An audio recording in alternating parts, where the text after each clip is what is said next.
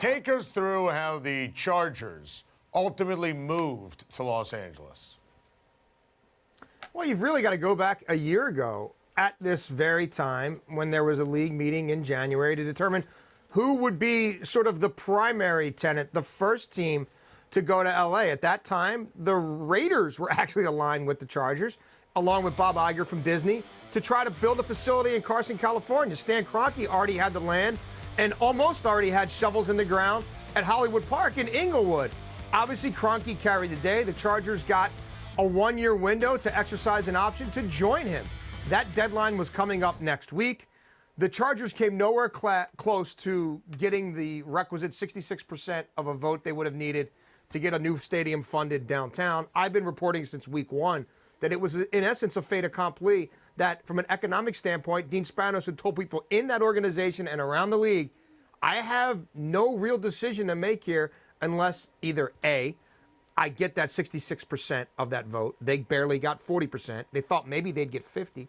Or B, some entity, whether it's Kroenke or the league as a whole, presented him with a last-ditch effort to stay in San Diego for another 2 years with some sort of enhanced revenue-sharing stake or some sort of economic subsidy to sit it out 2 more years until there could be another stadium vote in San Diego. That never materialized, so he simply executed a deal that had been in place for a year. And again, if this is a surprise to anybody, they haven't been paying attention. The only shocker would have been if somehow sentimentality or Dean's inability to leave San Diego would have trumped what was an economic no-brainer. And I have news for you. In the NFL, follow the money, especially in issues like this. Yeah, I'm with you, Jason. I couldn't believe they were surprised last night. If they didn't move, I would have been surprised. And great reporting on this story. So now the Chargers moving to Los Angeles, which you've been all over. But they still don't have a head coach. What's the latest on their search? No. You know, they're going through second rounds of interviews with some candidates. The 2 names that I heard resonated the most from that first series was Mike Smith, who has former head coaching experience with the Atlanta Falcons and who now is Tampa's defensive coordinator, and Dave Toub, the special teams coach of the Kansas City Chiefs, who has a lot of support from Andy Reid, John Harbaugh, some legitimate head coaches in the league who've worked with him who believe he deserves a shot. Now, Toub is in the playoffs on Sunday, so I don't anticipate the Chargers making a decision until then. In the meantime, they may double back with Anthony Lynn and a few other candidates, but this will come into focus next week.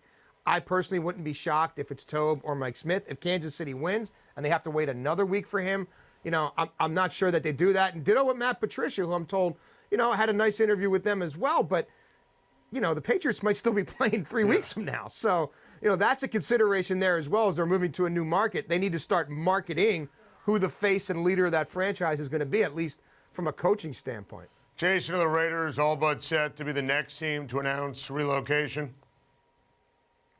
They are. There was a Stadium and Finance Committee meeting, a very powerful subsect of owners who had a meeting in New York on Wednesday at the league office. And that meeting was really all about sort of greasing the wheels for getting the Raiders from Oakland to Vegas. There has been some resistance from the NFL and some key owners to this point because, frankly, a lot of people believe the Bay Area is a far superior football market than Vegas. But unless something beyond a term sheet materializes in Oakland in terms of a real viable stadium plan between now and the league meeting to come in late March, then there's a very good chance that by then and at that meeting, there'll be a vote for the Raiders to move to Vegas.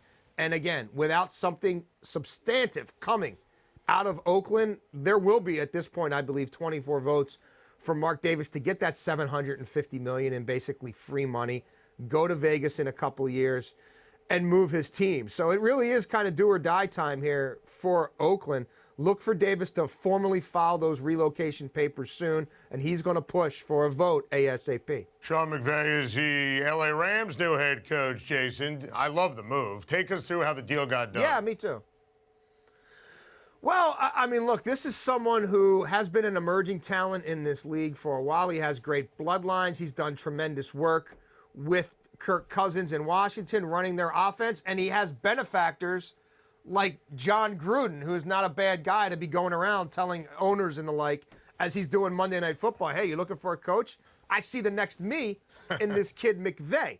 He's a tireless worker, I think he'll be able to put together a pretty good staff, and he had an amazing interview with the Rams the first time around. In fact, it went so well that I'm told they basically had Jared Goff jump in a car and drive down a couple of hours from wherever he was to spend some time with McVay. That ended up becoming an extended amount of time that he spent with McVay. Everybody was blown away by his vision for that offense.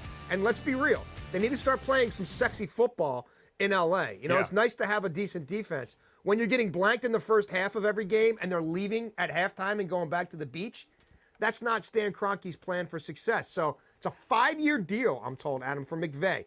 And Kroenke, for better or for worse, was loyal to a fault to Jeff Fisher. So I suspect they give him time to get this done.